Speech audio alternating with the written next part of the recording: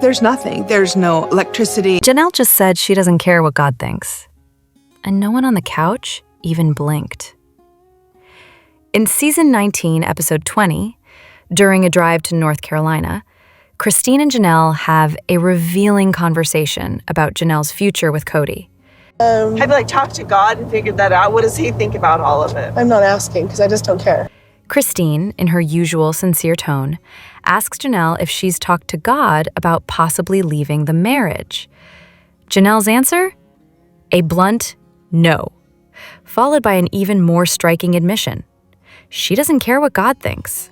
It's a surprising moment, especially from someone who, for years, claimed her religious beliefs were the very reason she stayed in polygamy. I feel like living plural marriage is a commandment designed for our happiness. In earlier seasons, Janelle consistently cited faith as her motivation to remain in a plural marriage, even when things with Cody were far from ideal. I do think I could live plural marriage, and I could live plural marriage again. She even once said she would consider living polygamy again, citing her spiritual convictions. Yet now, faced with a decision to leave, she no longer feels the need for divine input? It's quite the shift. There's a possible interpretation that she wasn't rejecting God, per se, but rather the institutional approval of the church they used to belong to. In that light, her words could be seen as a declaration of independence from religious gatekeeping, a refusal to let an organization dictate her choices. There are full-functioning plural families out there. Still, it raises questions about the depth or evolution of her spiritual motivations. Throughout the episode, Janelle also addresses past decisions, including a birthday dinner with Cody that drew criticism. She reframes the narrative, suggesting it wasn't about reconciliation, but strategy, implying she was the one using Cody. It adds to the sense that much of what's being said is about shaping a story, not necessarily revealing internal truths. Even as she distances herself from spiritual consultation, Janelle admits that Cody still makes her flutter. It's a jarring contrast. A woman who once framed her marriage in terms of religious duty now seems caught between detachment and lingering emotional ties. In the end, the conversation raises more questions than it answers, not just about Janelle's beliefs, but about how much of her journey was truly faith-based, and how much was personal desire packaged in religious language. They sold everything, moved states, and ended up with dirt. Our offer on land at Coyote Pass in Flagstaff has been accepted. The Brown family's move from Las Vegas to Flagstaff remains one of the most baffling decisions in their history. They sold their custom-built homes, Spent all of our money on the land, invested heavily in a piece of land at Coyote Pass, spent months debating how to divide the property, and never built a single structure on it. But then ever, and our family just started dissolving in Flagstaff. The result? 3 divorces, empty land, and a fractured family. While blame doesn't fall solely on Cody, the decision to relocate to Flagstaff was undeniably a turning point. His tendency to make hasty, emotionally driven choices has led to a string of costly mistakes. Rather than leading with logic, his actions often appear reactive and erratic. Cody's history of frequent moves is well documented, 19 in total, including Las Vegas and Flagstaff. That instability created an ongoing sense of disruption for the entire family. This is a polygamous cistern. It's 20,000 gallons, delivering water. One particularly telling moment was the installation of a massive cistern on the Flagstaff property. Only afterward did it become apparent that the land may not even have access to water or water rights. There's nothing. There's no electricity. There's no sewer. There's no water. It was a stark reminder of the fine line between ambition and recklessness. The logic behind leaving Las Vegas remains questionable. The family already had homes, plans to build within a year, and ongoing housing expenses either way. Right the week before school starts, okay? The urgency of the move was ultimately linked to Robyn's son enrolling at Northern Arizona University. She wanted him to attend college while living at home, a decision that influenced the entire family's relocation. In hindsight, the move to Flagstaff was less a fresh start and more the beginning of the unraveling. Robyn didn't just benefit from the collapse, she orchestrated it. We need to get back together so our family can operate as a family. In the newest season, Robyn is pressuring Cody to reconcile with Janelle, despite both Cody and Janelle making it clear they're not interested. Will you accept me as monogamous? It's not what I wanted. She hesitates when Cody asks if she wants to be monogamous and even brings up the idea of finding another sister wife. It raises the question, is she truly invested in polygamy or just keeping up appearances? It seems less about belief and more about image. No, I don't think that Robyn has any desire to live polygamy or plural. Robyn has always positioned herself as the loyal, faithful wife, the good one, but that only works if there's a bad one to contrast against. She never wanted to be Cody's only wife. She wanted to be the favorite, the one who holds influence, sympathy, and control, all while the others fall in line. Her upbringing is often cited as her reason for wanting polygamy, but even that example is questionable. What her family practiced was more of a man juggling two households in separate states, rather than any meaningful shared lifestyle. It's possible the first wife simply tolerated the situation because the second family was kept far away, more a case of distance than unity. Robyn clings to the ideal of polygamy not necessarily out of conviction, but because of what it represents: status, validation, and control within a very specific structure. It's not always been so predominantly in Robyn. Flagstaff has been predominantly, though. She's never experienced the true challenges the other wives have faced. While they juggled time, space, and emotional strain, Robyn had near-exclusive access to Cody, rarely needing to share him in any meaningful way. Who's your concern that the money's a problem for? The reality is, Robyn doesn't appear to want sister wives. She wants financial contributors who stay quiet. Her displays of sadness come off less as regret and more as a calculated effort to maintain innocence. She didn't break the system, she just benefited from watching it fall apart, and made sure she was the last one standing when it did. Tony wasn't the problem, Cody was. And here's the proof you never saw on TV. Rewatching the scene where Tony suggests Cody could take out a mortgage to pay for the wedding, it initially seemed like Tony was being incredibly rude. But knowing that Cody didn't contribute a single cent and that Tony covered everything TLC didn't, completely changes the interpretation. The comment wasn't greedy, it was sarcastic. Yeah, I really don't know what he means by it would clobber him. I guess financially wise, but there's a way around that. Tony was mocking Cody, not asking for a handout. With that context, Tony comes across far more sympathetically from the start. Aurora, you're going to go in and get your ears pierced. The episode where Aurora gets her ears pierced also hits differently when it's known that it brought up painful memories for McKelty. Her father never did those kinds of things with her, and to make matters worse, When I first met Mary, Aurora received a claddagh ring from Cody, something McKelty never got. Well, when you have a wife that's a favorite, your other kids are gonna see. It's a clear pattern. Preferential treatment for Robyn's kids while the original children are sidelined. Watching this dynamic unfold is uncomfortable. Seeing new additions to a family receive love, attention, and symbolic gestures that the original kids never did is heartbreaking. It highlights a pattern where attention is given to the loudest voices, not necessarily the ones who need it most. Despite the dysfunction they witnessed growing up, many of the older children have managed to build healthy adult relationships. That resilience is impressive and a testament to their ability to rise above the example set for them. However, some remarks have left a bad impression. I actually breastfed one of our kids that was not my own child. For instance, dismissing postpartum depression as nothing more than jealousy over the baby getting attention is not only inaccurate, it's harmful. It minimizes a serious mental health issue that many struggle with. And we got you one that has a claddagh on it. There was also an early mention that Aspen wants children someday, just not right away. She reportedly discovered that waiting too long might pose fertility challenges, which adds context often missing when people speculate about her intentions. And if Tony and TLC truly paid for the wedding, I think it's funny that Dad thinks that 2 months isn't long enough to recuperate. Then the entire storyline about Cody needing time to recover financially after Madison's wedding was likely fabricated. The idea that another wedding in August would somehow steal someone else's thunder seems equally contrived. This is how you destroy your entire family and still blame everyone else. You were interested in a sexual marriage with me. He sat across from Christine and told her, without hesitation, that he was never attracted to her. Not at the beginning, not during their marriage, not ever.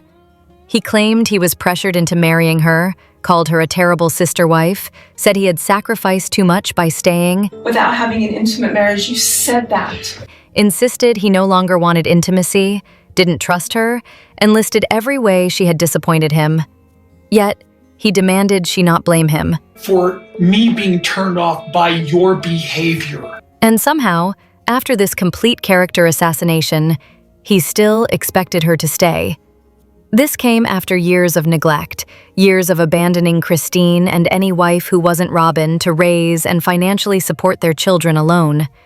He played favorites, avoided responsibility, and responded to honest feedback with defensiveness and accusations. Respected as a wife, respected just as a person. He dismissed Christine's feelings, invalidated her struggles, and minimized the pain she expressed, going so far as to respond to her heartbreak with indifference, telling her, "So what?" He expected her to keep the family together by suppressing her own needs and enduring emotional pain for his convenience. When Janelle asked for a basic level of communication and respect, he refused to engage and demanded she choose him over her children. Twice a week, but that was 4 days, 3 days or 4 days. No, it wasn't. It was twice a week. During the COVID pandemic, he used health protocols as a means of control, tightening restrictions on Christine and Janelle to enforce obedience. When they resisted, he lashed out. It was a clear attempt to centralize power within the family, and it failed because those he tried to control had already endured years of being ignored and marginalized. After repeatedly damaging his relationship with Janelle and their children, he was astonished when she didn't return to him. She never once expressed any empathy to me. He couldn't comprehend that she wasn't willing to pretend nothing had happened or carry the burden of fixing what he had broken. With Mary, What do you need in this marriage? Right. I can't give you that. he treated her like an inconvenience, allowing her to stay only when it suited him and pushing her away when it didn't.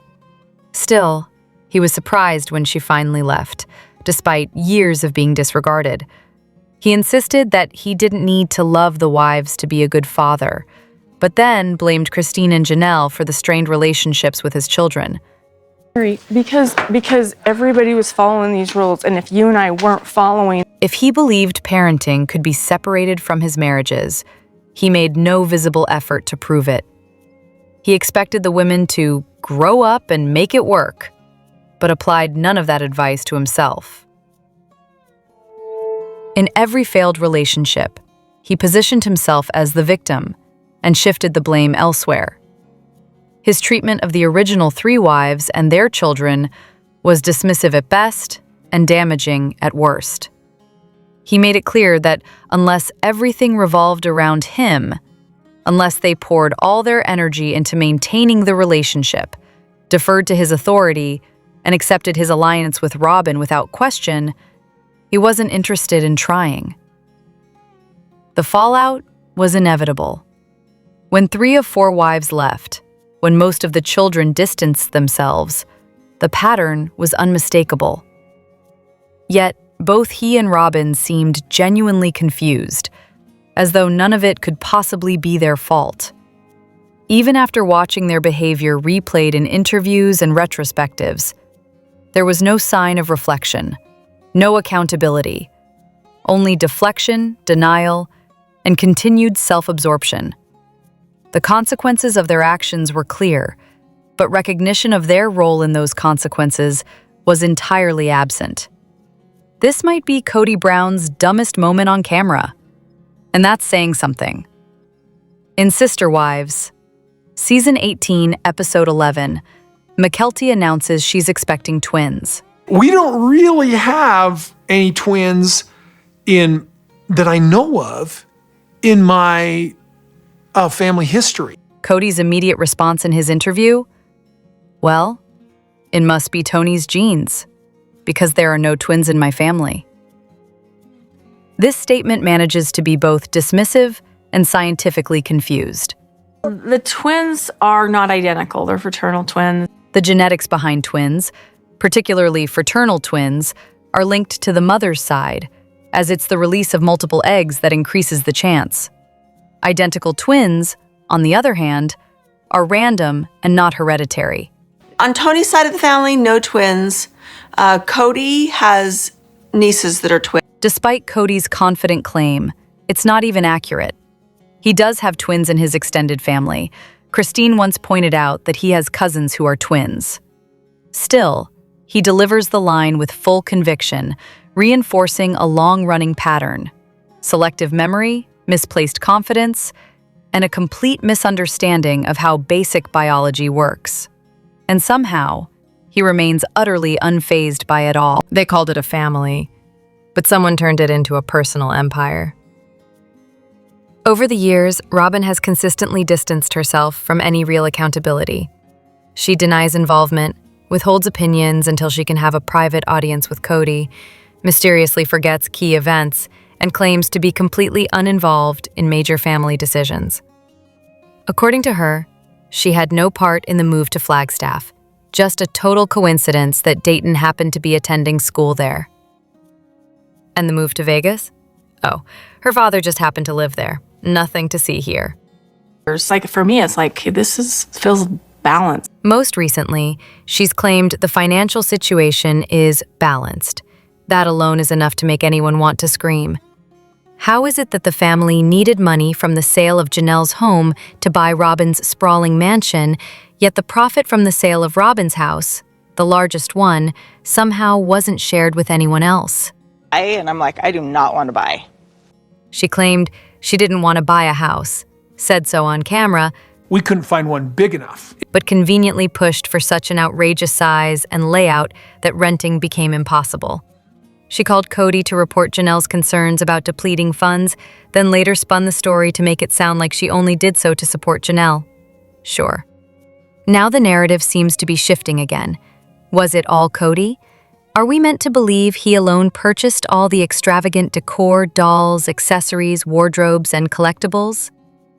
That Robyn had no idea where the money was coming from to fund it all? It was Cody who really had the control of the money. She supposedly didn't handle the accounts, didn't know Cody was paying bills from the shared pot, and had no control over what he spent, even if it was for her? Is the final story going to be that Cody acts independently, and she's just an observer, even now, as the last remaining wife? Are we seriously expected to believe she was completely unaware of where the money came from for her lifestyle? She presents herself as constantly in the dark, never involved, always surprised. The truth is, she has consistently redirected blame, rewritten history, and acted like none of it is her responsibility. There's always a justification, a denial, or a deflection, never actual accountability. There's also a staggering lack of financial awareness. Despite living in a luxury home while others were taking side gigs to stay afloat, she seems oblivious to the reality of a family budget. Even admitting on camera that she prefers spending over saving, she never stops to ask if what she's doing is sustainable. Robyn has spent much of her life in a protective bubble, supported, indulged, and rarely challenged. Her perspective seems limited to her own wants and needs, with little understanding that others may be struggling under the same roof. Janelle, when she sold her home in Vegas, the proceeds from the sale of that went into Robyn's home. It's entirely plausible that the profits from 3 Vegas homes were funneled directly into the down payment for her mansion. Rather than preserve any of it, the money was spent, not on the family, but on establishing a private kingdom. Even when Christine received her share for a new start, Cody framed it as if he and Robyn gave her something from their own pockets. The core issue here isn't just poor decision-making, it's a refusal to own any of it. When problems arise, the response is always the same: deny, deflect, and disappear behind a curtain of confusion. Meanwhile, others sacrifice, struggle, and adapt, all while one household accumulates more and more with no real explanation. At some point, Claiming ignorance becomes a choice, and a luxury only afforded to those who never have to face the consequences. That's it from me for now. Thanks for stopping by Reality Nexus X. Always good to have you. I'm Elena. Until next time, take it easy.